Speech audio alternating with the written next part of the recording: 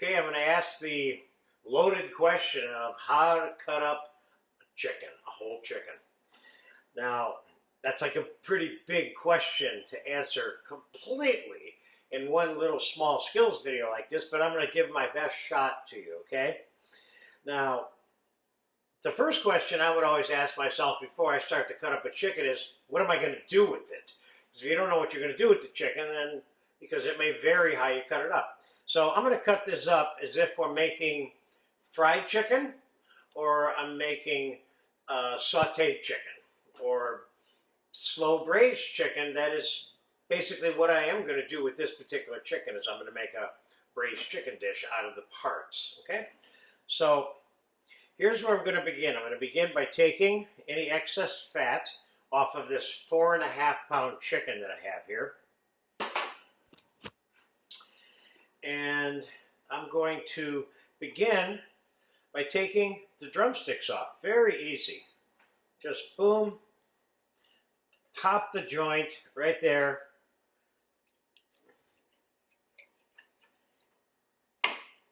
Boom. That little excess fat there I'm going to take off. And depending on what you're going to do with it, it may have something to do with whether or not you even take the excess fat off. Now I have a thigh and a drumstick, which I'm going to cut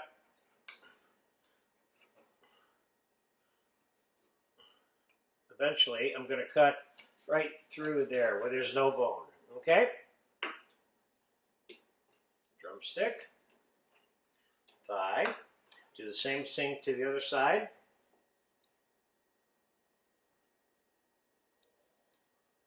Notice I'm not cutting through any actual flesh of the drumstick and thigh here as I disjoint this.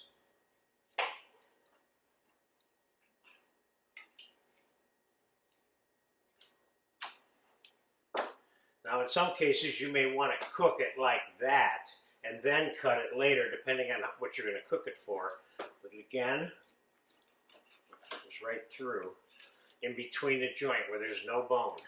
If you have to start hammering it, you need to move your knife over a little bit to get out of that spot. All right, so we got a couple of drumsticks now, and we got a couple of thighs. Now, I'm going to take, well, we're going to take the wings off because I'm showing you how to take the wings off. But after I take this first wing off, which is, again, right at the joint, pop the joint a little bit, it comes right off. There's your wing. It has a drummy and an actual wing. So this is like a little, what they call a drummy, right here, if you were to make chicken wings, for example, okay? So there's that. Now, let's say I wanted to make something called an airline breast, which is a term that's used to describe a chicken breast, either half or whole, that has the wing joint attached to it. But it does not have the actual wing part, which is this part here, attached to it. The airline breast is when you take that part of the chicken off and you leave this attached to it, and it's cooked and served with this attached to it. That's why it's left on. That's called an airline breast. But we're not going to cut it up for that today, but I wanted to point out to you that's how that's done.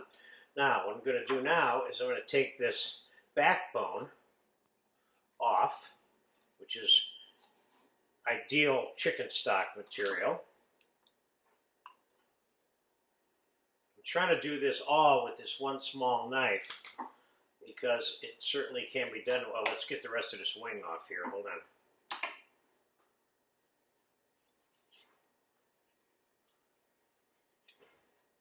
So there's the second drummy.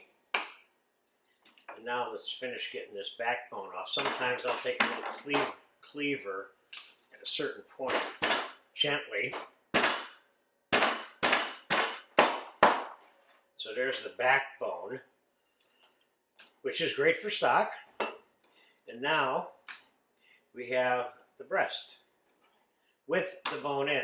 Now, if you wanted a boneless breast and you wanted a whole boneless breast, at this point you would take the whole bone off. But since I want this chicken to be cut up for either frying or sauteing or braising with the bone on. I'm leaving the bone on. So what I'm going to do is from this side of the chicken, I'm going to make a little indentation here. And we're going to cut this breast in half, right through that little bone back there. Now, losing some of the skin on this one, but that's all right. Can't have everything. And now, for fried chicken, I'm going to cut this in half. Like that. So there's part of a breast, part of a breast. There's your whole breast cut up into 4 pieces. So what do you have here in the final analysis? You got a little stuff for stock, which I would never throw out. I would freeze that if you don't have any immediate use for it or time to make anything out of it. We have 1, 2, 3, 4, 5, 6, 7, 8, 9, 10, 11, 12 pieces of chicken here that would all be suitable for sauteing, braising, or fried chicken. And that pretty much sums it up. How to break down a chicken for those 2 reasons. And take your time when you're doing this so your knife doesn't slip. And like I always say, the only way you cut yourself when you're using a knife is when you point it directly at yourself and then move the knife forward. So there's your whole cut up chicken.